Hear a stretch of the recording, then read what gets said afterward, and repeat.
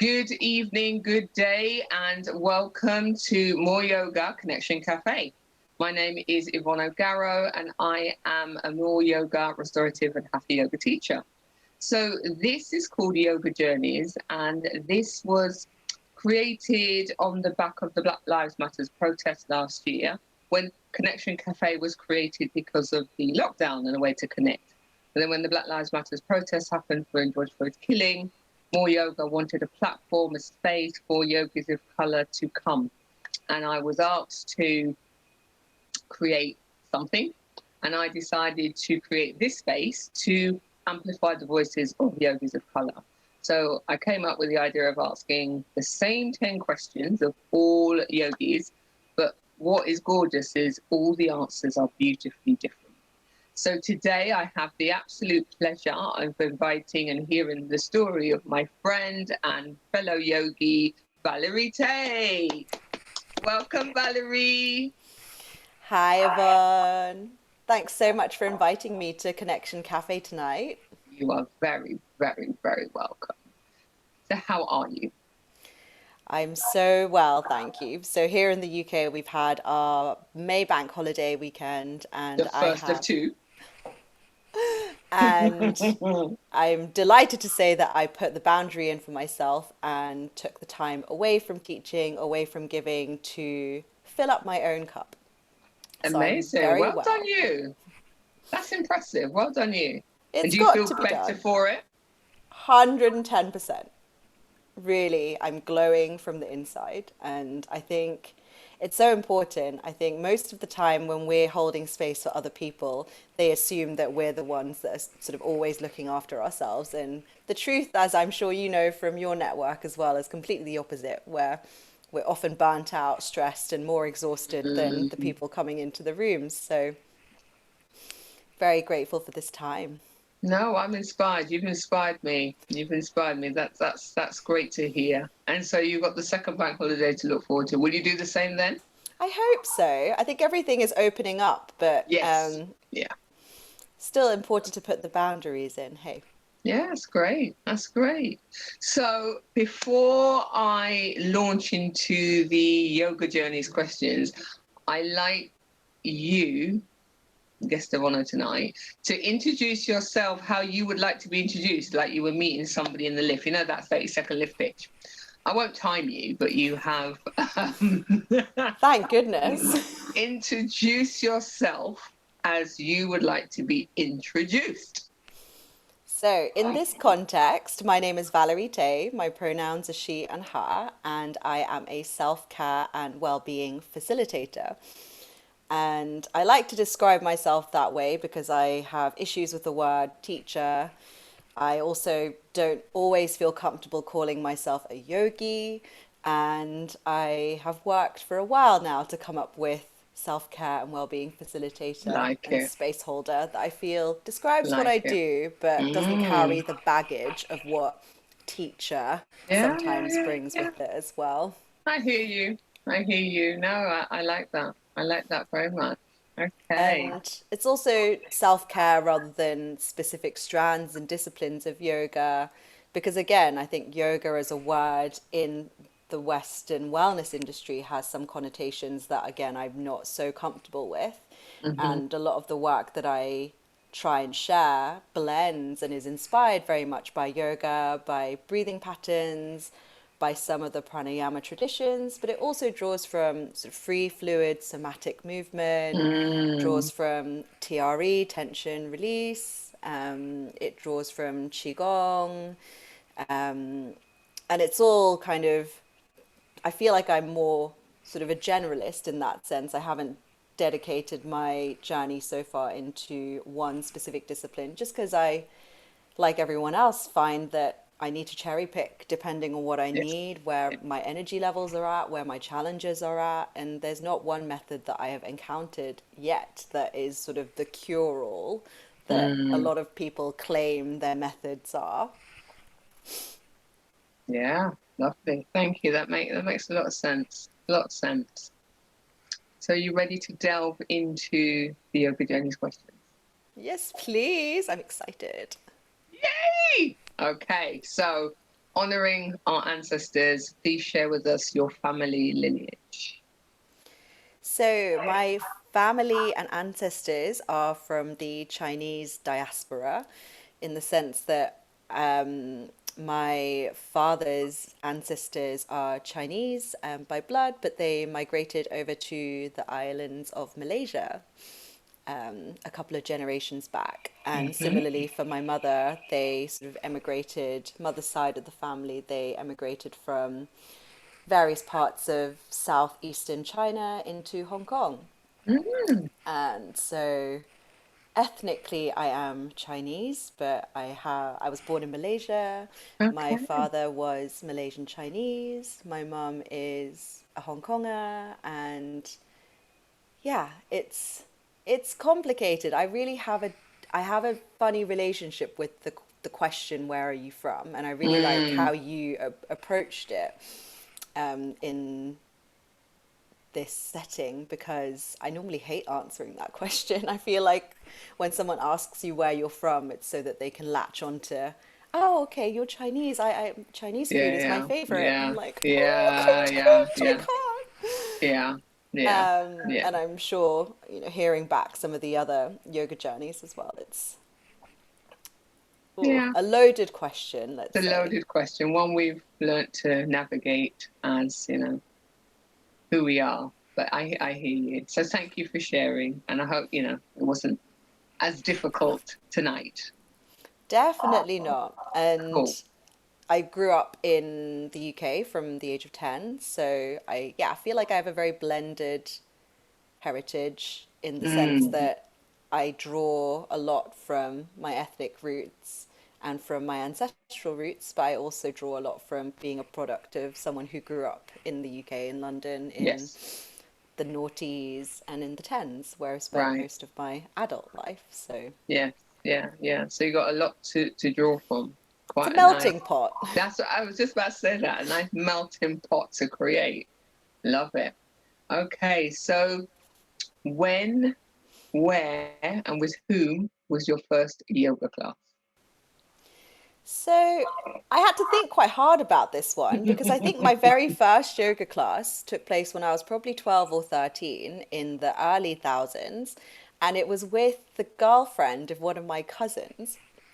So I didn't get to answering in my earlier question about my lineage. My mother is one of 10. Oh, So I come wow. from a very Wow. large clan. Mm. Between my mum and dad's side of the family, I have 30 first cousins. I counted this quite a while back. Yes, it's a big family. Wow. And it just so happens that one of my cousins, who also lived in London when I was growing up, his girlfriend in the early thousands was a yoga practitioner, yoga teacher. Mm. She ran community classes in Southeast London, and my mum and I went to support her classes. And I remember for a few months in sort of the sort of high school years, I would go to Mm. this class with my mum and be doing sort of animal inspired poses and breathing patterns, and it was great fun to do something together. My mum Mm. being not the most physically fit person, I think she'd be all right with me saying that.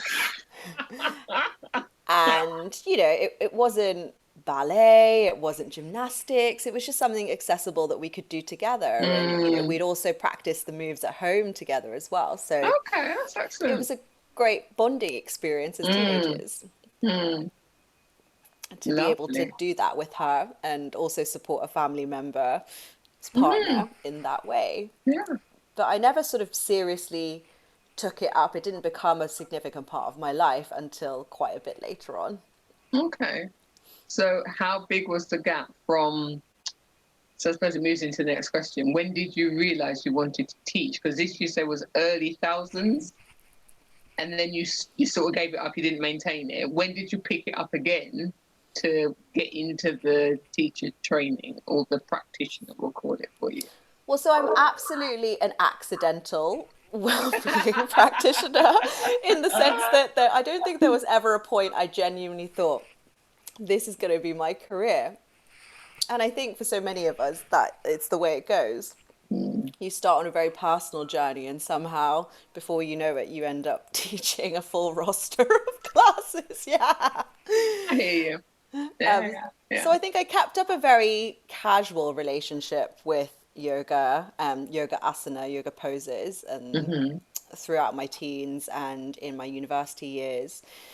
It was just something I did as part of a movement program that was quite varied, but it was only until I'd say 26, I think it was, yeah, 2016, back end of 2016, when my father was very unwell. He was in Shanghai and he was hospitalized with heart trouble, basically. And I had just come off a sabbatical with my then partner, then boyfriend, and we moved to Shanghai from New Zealand, where we'd Mm-hmm. been on our time off together. And just every benefit that I had from the sabbatical was wiped clean because of the draining Mm. nature of kind of caring for someone. But also, um, we were in a very foreign, it was a very foreign place, Mm. even though culture, even though by heritage, sort of, I'm Chinese, I've never lived in mainland China. I've never lived in a city that is three times the size of London. Wow. It's Mm. huge and just, I felt very isolated. And the only place that I really found some comfort was I discovered an aerial yoga class Oh, wow. in Wow. Shanghai that I could hire a bike and cycle 20 minutes from the hospital once a week to this Mm. studio. And it was Mm. just pure serendipity. The teacher I loved, her name's Barbara, and she just held this beautiful space and being supported by this piece of silk in Mm. union with breath and body was, the only thing I would say that really supported me through Yeah, this because it must have experience. been quite a transition if you've had this, sabbatical in New Zealand and all that went with that, and then to hear your dad's not well, then you have to go and it's not easy. I know seeing a parent, declining. Um, Definitely, he was young. He wasn't 60, he was 57 at the time. wow, really? Wow, I'm And sorry he to hear. was in and out of hospital for over a year and a half. Wow. And Mm. we didn't know, obviously, at the time, it was an emergency situation. I flew up there in the middle of the night with my mum the first time, and Mm. um, it just sort of became this life that we hadn't planned. And mum was based in Hong Kong, and my partner and I were in Shanghai, sort of on and off as much as our mental healths could handle it, really, together. Mm. But no, so I digress. This Mm. yoga class, this Mm. aerial yoga Was there class to hold you? was Yeah. there, yeah, Yeah. really. And Absolutely. it wasn't long. I would say it was maybe a couple of months that my teacher and the friends I started to make in this studio community started encouraging me to kind of look into training to Really? become a space Wow. holder, because they were Okay. saying, you've benefited so much from this, you know, would you consider taking the training so you can cover for us and Oh, give back a wow. little bit? And, even if it was for a corporate reason from their part, I Mm. really felt the call at the time to just say, if I Mm. can support one person the way that this class has been able to support me, I feel Mm. like paying that forward is just a small piece of grace. So I did. I took the training, and I actually couldn't finish it at the time with my cohort because my father had an emergency. So I think on the final day of my training, I just called in to my teacher and said, I can't be here today. Let me know when you next run the course and I'll finish it. And to her Mm. credit, her name was Holly Coles. She ran a separate day for me many, many months later Oh, when I was in a wow. better place so that I could finish the training and sort of Oh, start that's my great. yoga teacher journey there. That's great to hear. Great to hear. So, yeah, thanks for sharing that, Valerie. That's yeah, the power and the strength of the yoga practice.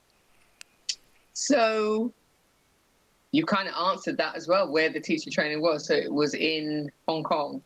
It was in Shanghai, Shanghai, beg your actually. pardon, Shanghai. No Okay. problem. But I What don't year was see it. that? It was 20, oh, I think 16. I finished it in 2017, but I Right. started it in 2016 because of the health incident with my dad. But I Okay. wouldn't say that was my first yoga teacher training. It was certified by a, registered yoga school with Yoga Alliance, but Hmm. I would say I only took a teacher training my first 200 hours when after my dad passed. So he passed in March 2018. Hmm. And I think in a blind sort of, yeah, flurry of grief, I think, or cloud of grief. I didn't really know what to Hmm. do at the time. I'd just come Hmm. back to the UK. And I was sat in Trioga in Camden and having a cup of tea in between a class, probably. And I just saw a poster that said yoga for stress, anxiety, and depression, 200-hour teacher training. And I just thought, this speaks to me because at the Mm. time I was dealing Mm. with stress, depression, and anxiety Yeah, rolled into yeah, yeah, one yeah, with yeah. grief sort of sprinkled in all the way through. And it was definitely not for anyone else, but for me. And I had Mm. the support of my partner and my mum, who said, this seems like a really good idea for you to channel what you're feeling into something that might help you a little Absolutely. bit further on. And again, I had no intention of becoming a teacher at that point. I just wanted to survive day by Yeah, day. It was yeah. like that. Mm. And doing this teacher training for me, I met Max Strom, who was running this course, and Amazing. he is still today my mentor. And I am so, so grateful that my path aligned with his, Mm. because that was the second time he'd done a teacher training in London, and I don't think he's done too many more since then. Oh, wow. Excellent. Okay. Okay. And I think he saw the voice and the purpose that I had when I couldn't. And it sounds really Mm. cheesy, but Mm. it really No, was the it doesn't way. sound cheesy. Sometimes people can see in you what you have no clue is there. And also, you were still grieving. You were still going through a lot anyway. So, clearly you wouldn't have seen certain stuff. Absolutely. And I'm so, so grateful that he sort of encouraged me to get teaching. And at the time, I wasn't 200-hour mat yoga certified, but I was aerial yoga certified. So I Mm. started teaching aerial yoga in London Amazing. fast. And then as soon as I graduated, he was very kind and wrote me many recommendations and set me on my path in London Amazing. on the mat. Amazing. Wow. Amazing. So, can you recall from both trainings how many people were on the trainings and how many people of color were on the trainings, if you can recall? So for aerial yoga, because I was in Shanghai, it was probably a group of 7 or 8, and I would say it was half and half Chinese and Caucasian. So it was a English teacher training run by an Australian teacher, Okay. um, but there were people like me, effectively Chinese people who could speak English because it was an Mm, English mm. studio, and then expatriates who were Yes. living in Yeah, Shanghai yeah, who yeah. also were Working. part Yeah, of the yeah, yeah. community. Yeah. Right. There were no men and there were no women, I would say, Okay. past a certain age or past a certain size. So, in terms of diversity, I feel like racially it was diverse, Okay. but Yeah. Yeah. not so inclusive in other ways. Yeah. Not by sex No. or, And yeah. flexibility and Yeah. size. Okay. Okay. And then the training with Max Strom. So Max's training, I was thinking about this in preparation for the interview. Because of the way that he doesn't focus on, let's call them acrobatic asanas, it drew a very physically diverse crowd. The Okay. age diversity was great. Mm. And I think out of a cohort of around 20 to 25, there were five, including myself, people of color. Okay. And it was a mix. It wasn't just sort of all one group. It Yeah, yeah, was yeah. Okay. peppered throughout, and it was great. Looking back at it, I thought it was a very good, diverse group of people. It was the most diverse group of students I'd ever seen in a tri yoga class setting, Mm, mm. outside of Interaxis, which is the type of practice that he offers. Yes. Yeah. Yeah. Yeah. Okay.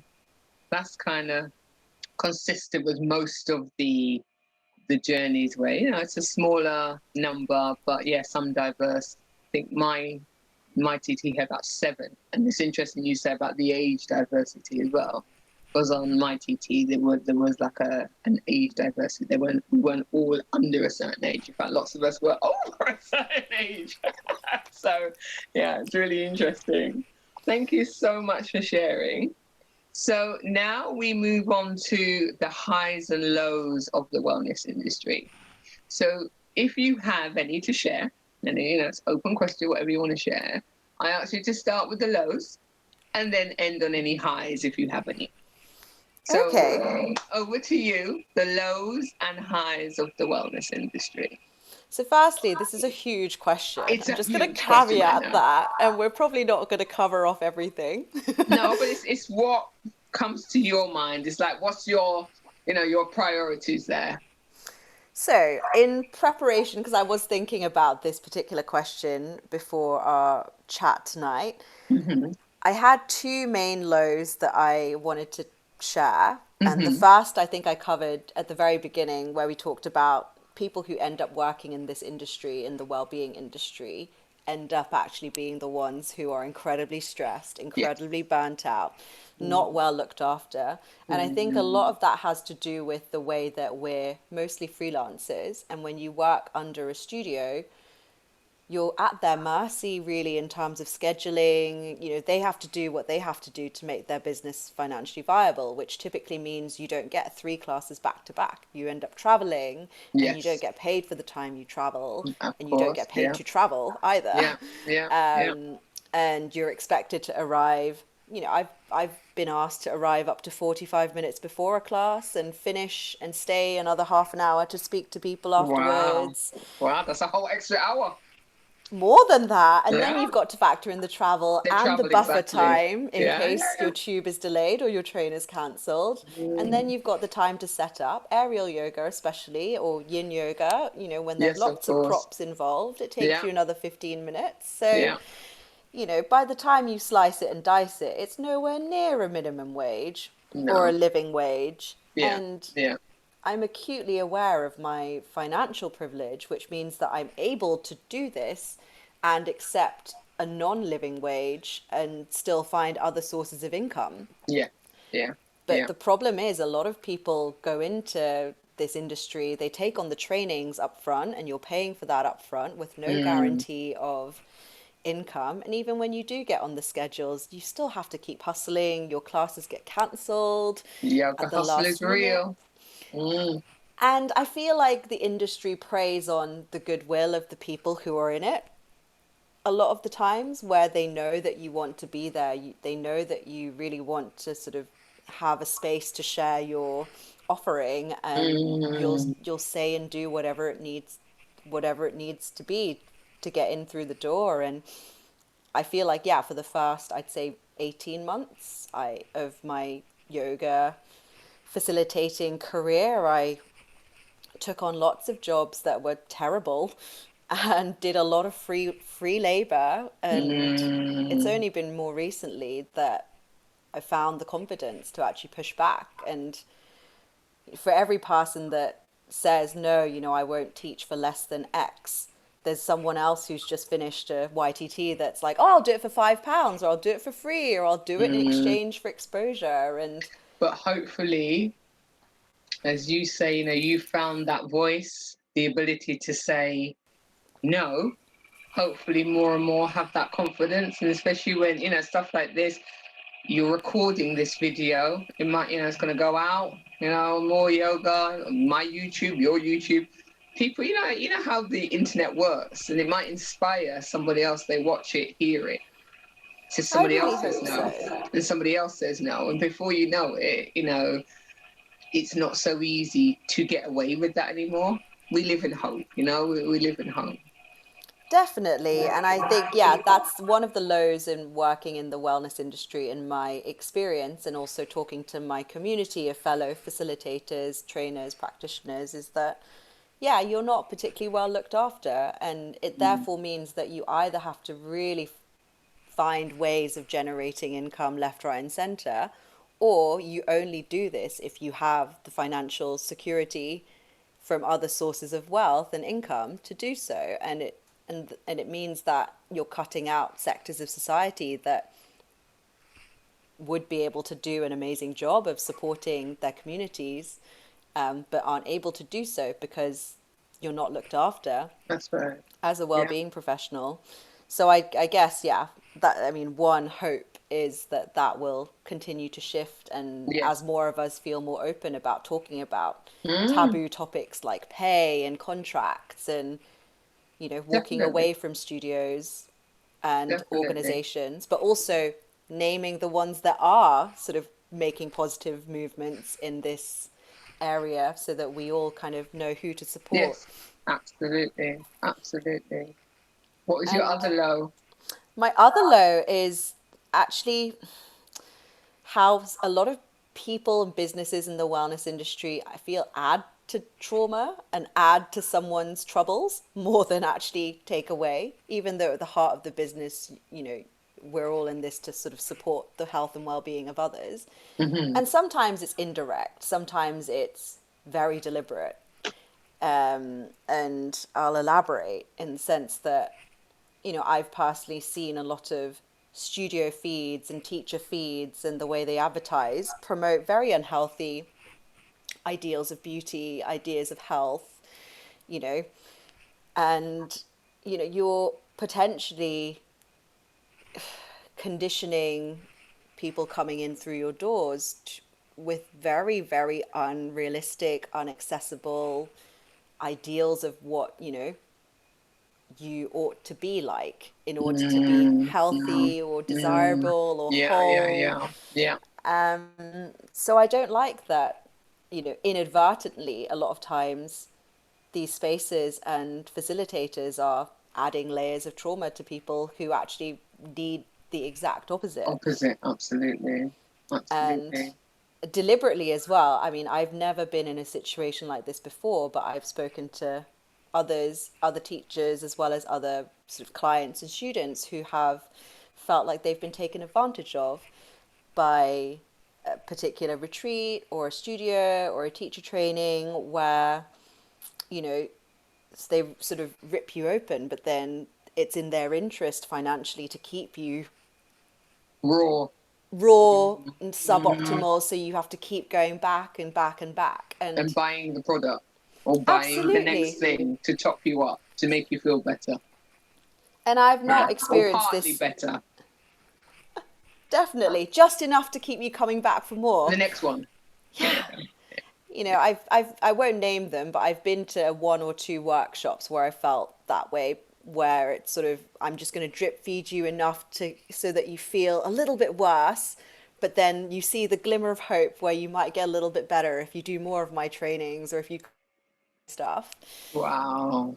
Wow. But I actually experienced that the most with a psychiatrist. So when I was going through my very poor mental health phase when I was supporting my father in Shanghai, I Hmm. was seeing a psychiatrist based in Hong Kong. So because I used to sort of fly between the two places, Hmm. and she was, looking back now, I mean, it just was the worst thing for me personally, in the sense that I would go and see her, I would talk, she would open me up, and then she'd just prescribe me these pills and send me away. And then, you know, say, when's your next appointment? She'd only give me the number of pills between the The two next appointment to sessions. get you to the next session. Yeah, and it was very much exactly as we just talked about. You know, you get enough, but you know you have to keep coming back, and you just feel like you're on this treadmill where like you're stuck on a loop. And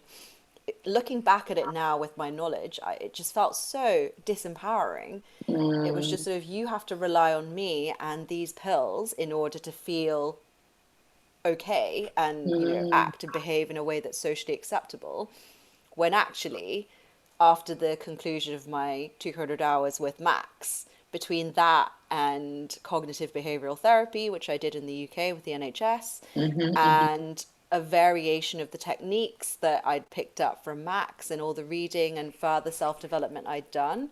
I think 6 months after that, I started tapering off all the medication with the support of a Excellent. GP, and I've never looked back. Great. Good for And it's you. and it's one of those things where I wish people, healthcare and well-being professionals recognize their limitations or realize that what they're doing is potentially keeping you from feeling empowered and able to look after yourself Mm, because it's not in their financial benefit if you do so, yeah, yeah, which is yeah. really pretty screwed up, Yvonne. I will. Yeah, definitely. But, thankfully you found that strength to make it through, And again, it's another inspiring thing if someone can watch or in conversation people hear that, if you're willing to share.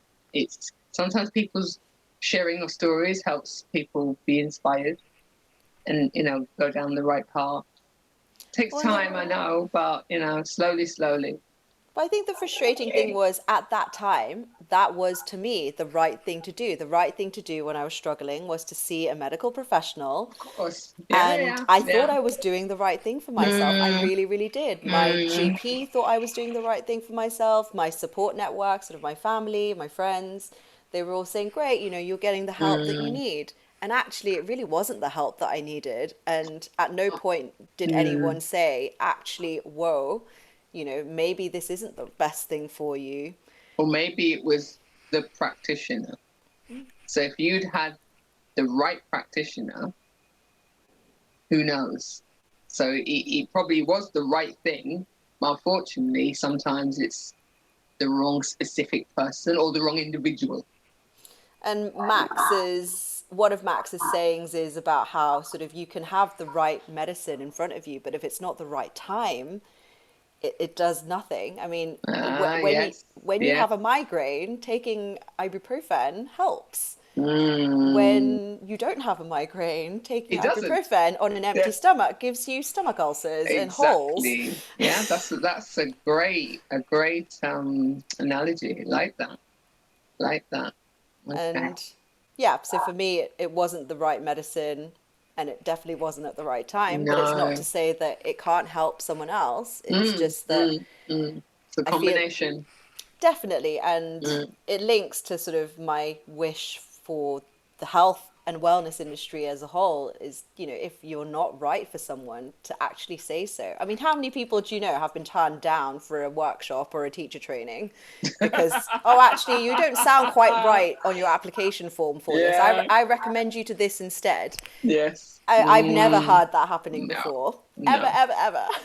No. But No. imagine what that would be like, though, if Yeah. we Exactly. actually were Signposted to responsible. something else. Yeah. Yeah.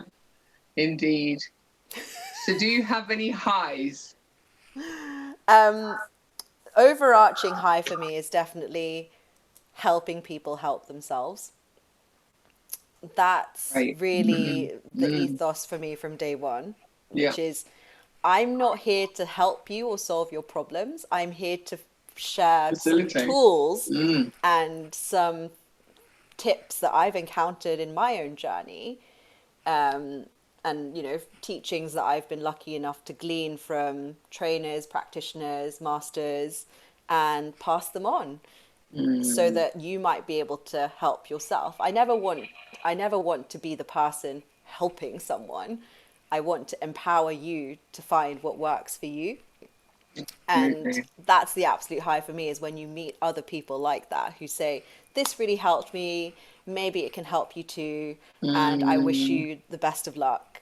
Um, and I'm here to give you things that you can do for yourself, changes that you can make for yourself, practices that you can do from your own body, no props, no nothing else, just you, your body, and really coming back to what it is that is best for you in this moment. That's the high, is seeing people who really think that they are sort of at rock bottom and they have nothing Mm. else, because I was there, and finding the path and finding your way through. Yeah. That's the high, to see people really, really Yeah. transform.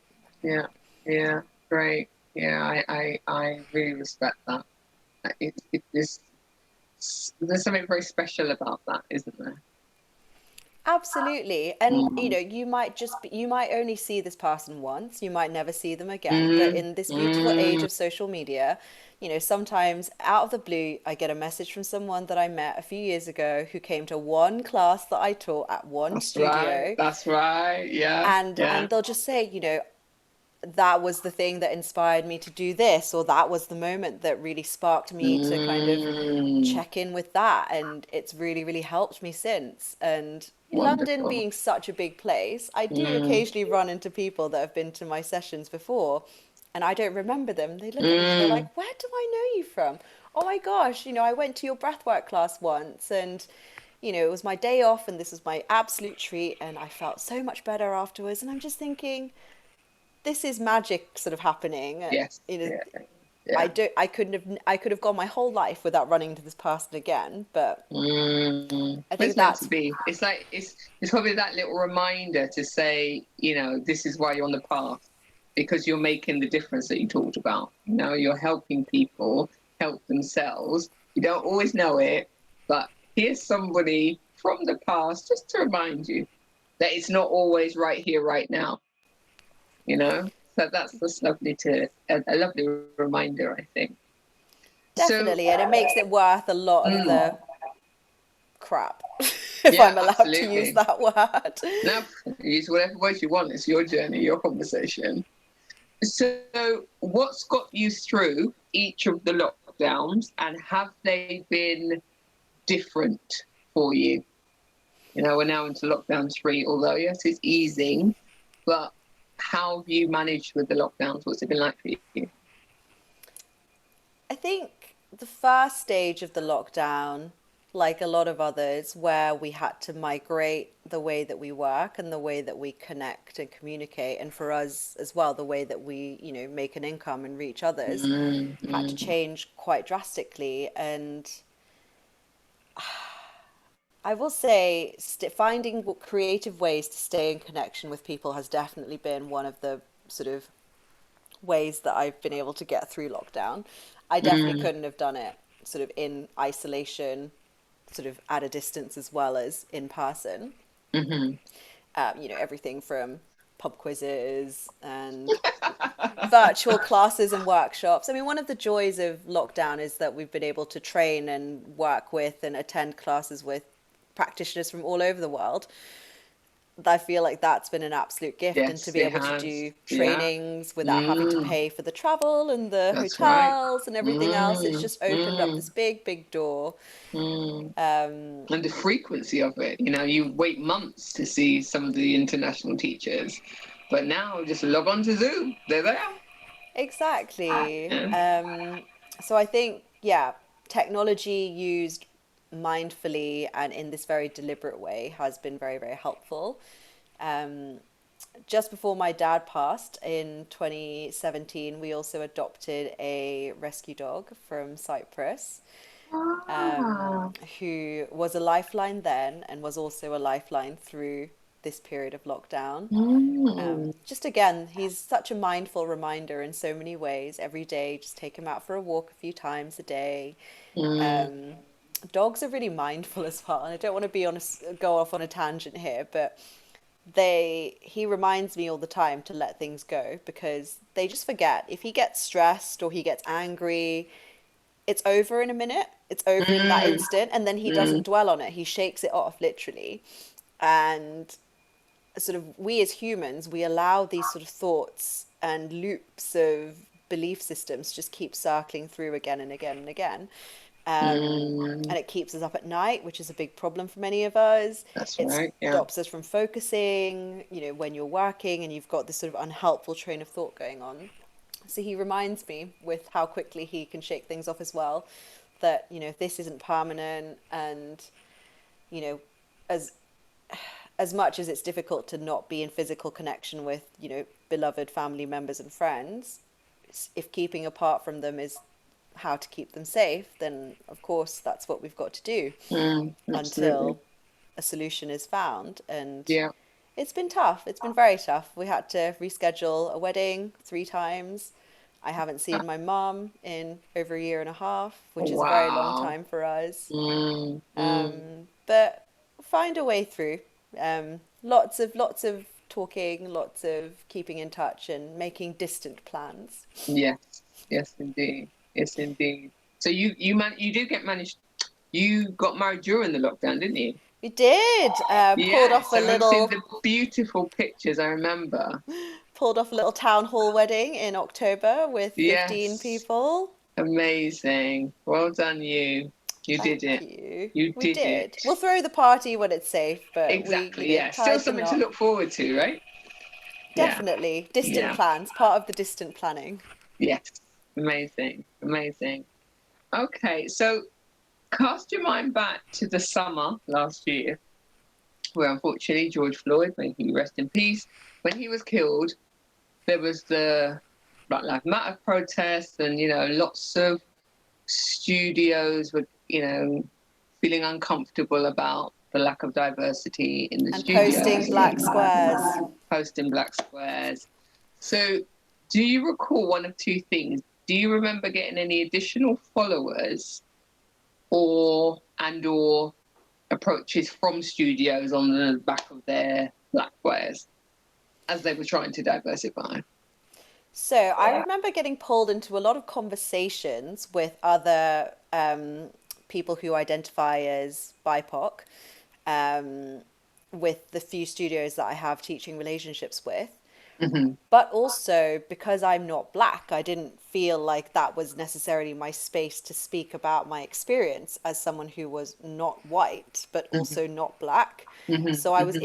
in those spaces, but very conscious that I didn't want my voice to be the one that was particularly amplified. I wanted the voices of those who were black and had that experience to be front center as they should be. But in the context of sharing more information about Black Lives Matter, and then a few months later sharing more information about Stop Asian Hate in the wake Mm-hmm. of all the hate crimes that have been reported around the world against people who look like me, Mm-hmm. Mm-hmm. I feel like that was more sort of the point in time where I felt like, okay, my voice is the one that needs to be amplified alongside other facilitators who look like me and have been Mm-hmm. through similar experiences. Yeah. Yeah. And I'm very grateful that the those two very, very powerful but also very sad causes that led to us being together, that it needed to take lives lost, I know. and Yeah. I someone totally agree happening with to be you. there to record it for us to all sort of spark this global movement. And I Mm, hold myself responsible alongside a lot of others in sort of not doing the work sooner, for sure. mm, Um, I definitely I definitely felt like I had to drive a lot of those conversations as well, as uncomfortable as it was, because none of the managers I work with are non-white. mm, And it was hard. It was hard to mm. get that traction going. At the time as well, a lot of these businesses were struggling, closed, no Yes. people coming through the Yes. Yeah. doors. Yeah. Because it was during lockdown still. Yeah. Yeah. Yeah. Or on Exactly. and off wherever it was in the phase, there was definitely closure, open, and then closure. So So yeah. it's very hard to kind of get them to focus on the viewpoints that were behind Black Lives Matter and then the viewpoints behind Stop Asian Hate when you're financially under-resourced, Yes. which I think is a very good point to make about wellness as in general, where, Mm, well, if you're not serving people who are under-resourced, you're really not serving the people who need access to these services the most. that's right. Because if Yeah. you're under resourced in whatever way, you can't then actually make change and do good. Mm, mm. So sorry, I digress, but No, no, please don't apologize. And I think it was great that you were able to bring the lens of the Stop Asian Hate, because it is important that you shared your experience of that directly, because I think it's just helpful always to hear people's experiences if people are willing to share. So I just think thank you for bringing life to that. And as you say, we've all got work to do. And I just hope people continue to do that work. We're nearly a year on now, so yeah, let's see what this year brings us. And I will say, after Black Lives Matter, I got involved in conversations and became parts of circles like the circle that we were in, Yvonne, how Yeah, we met yeah, properly. yeah.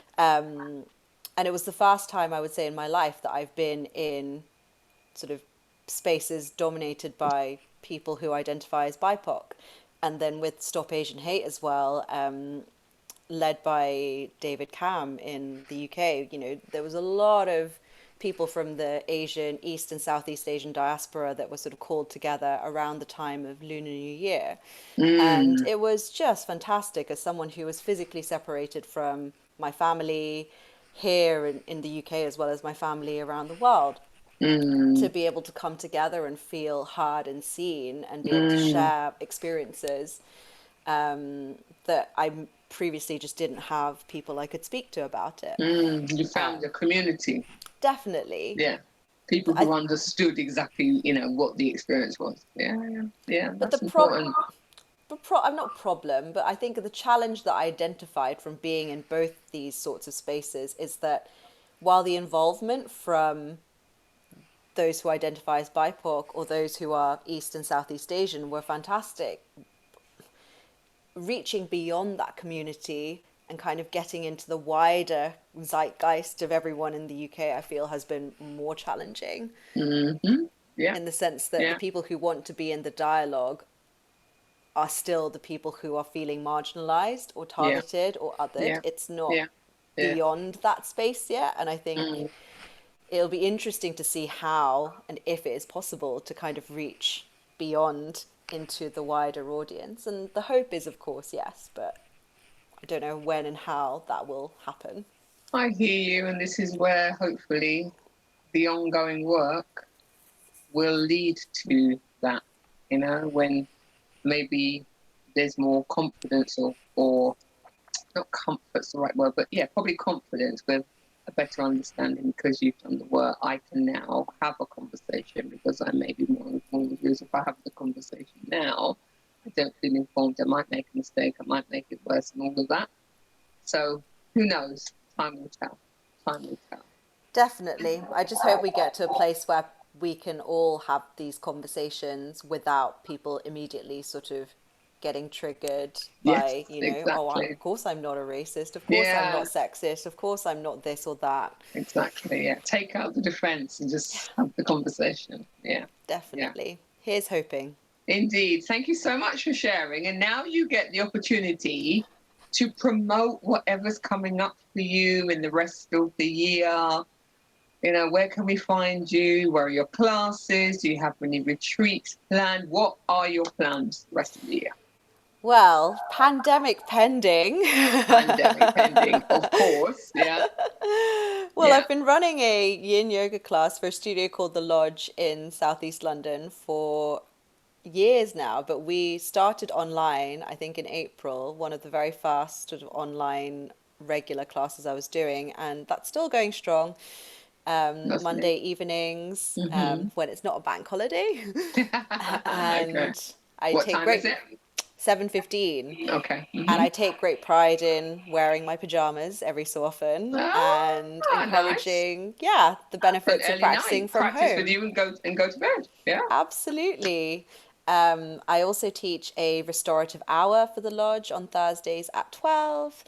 And I run a crystal balls sound bath with the Life Centre on Sunday evenings at 8, again, when it's Yeah. not bank holiday.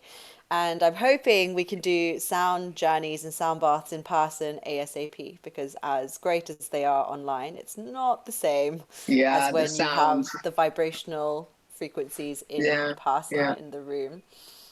Don't know when I'll be back to teaching aerial yoga. I would love to do that again.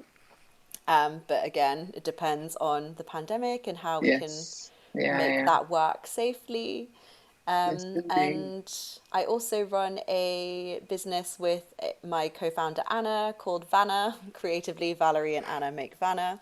Ah, clever. And we're a well-being offering that is trying to be women first in what we offer. So at the moment it's all online.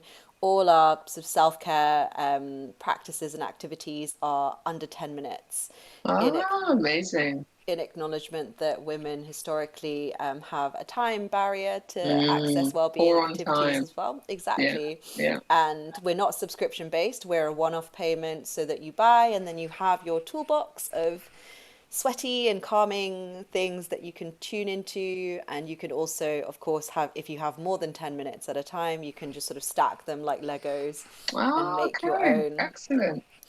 So And what's the website for that one? so it's wearevana, VANA.co. And you can find us on Instagram as well at we.r.vana. Lovely. Okay. And where can we find you, Valerie Teh? I am at Valerie.Teh, Teh, on Instagram, and my website is valerieteh.com. Amazing. Wonderful. So before we close, is there anything you'd like to revisit? Anything you forgot to mention?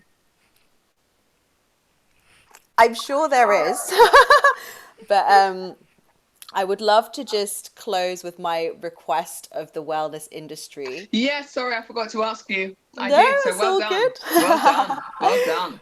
Which kind of follows up with my high and low explanation of, highs and lows of working in this industry, is Mm-hmm. that, just be honest. If you're not the right person for someone, or if you know someone else who's a better fit, take the ego out of the equation, look at the Yeah, person in yeah, front of you, yeah. have compassion for them, and say, you know what, I don't know, or I'm not the best person to help you, but Mm, this, mm. it might be a better fit for you, and own up to it and trust that, That would be so powerful. well, there are enough people out there, there's enough of us out there, and there are Mm, enough sort of different problems, challenges that individuals are facing and groups are facing, mm, communities are facing. If you're not mm. the right person, just say, Yeah, absolutely. you Absolutely. know, whether you're a GP that's out of your depth, a psychotherapist that, doesn't feel comfortable in kind of guiding someone through this journey, or, if your yoga practice is not the right fit for someone, it's not to turn them off yoga Full completely. stop. Exactly. Yeah, Yeah, it's yeah, to yeah. signpost them to Mm, something else or a different mm. style that might be a better fit for them, or to encourage them to mix and match, because there's no one panacea. As much as No. someone will tell you, do my method 60 minutes a day every day for the rest of your life and you'll be golden, it just doesn't exist. No. And it's always men that tell me that as well, Yvonne. It's always men who say, do my method 20 minutes a day or 60 minutes a day every day. And I'm like, The rest of your life. no, Yeah. no, Okay. No. No. please, no Okay. more. Is there anything else I forgot to answer? I think that's the only one, probably. No, that I just wanted to share that. No, no, The sort no, of, absolutely. That's right. Okay. So I can see somebody's just joined us, Amia. hello. We are actually finishing up now, but this will be, it's being recorded, so it'll be up on the More Yoga YouTube site within a couple of days, hopefully. So just watch out for it, and you'll be able to see the whole near hour, because we've been going from since 7:30. So please do tune in, and if you have any questions from what you've seen from Valerie's wonderful interview, you can type in the comments box, and Valerie will come back to you. Because Thank you so we will get a much. message through. So thank you so much, Valerie, for joining and sharing. And I wish you the rest of the bank holiday weekend to be nice and restful, and take that with you into the short week.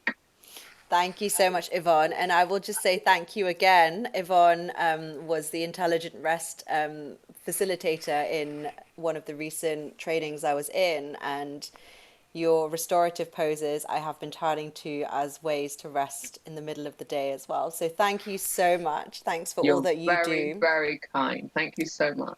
And thank you for this space. Thanks to More Yoga for hosting this conversation as well. Really appreciate it. Yeah, definitely. A round of applause. Are very good with, giving us the platform. So thank you.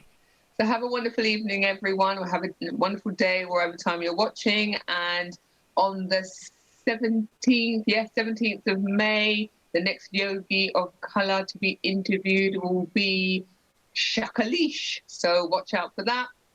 And if you are a yogi of color or a space holder or in the wellbeing industry, we are looking for someone new to host and also to come up with, a new offering, but it's still to amplify the voices of melanated practitioners. So if you've got any ideas, please do contact Beck at More Yoga on Instagram.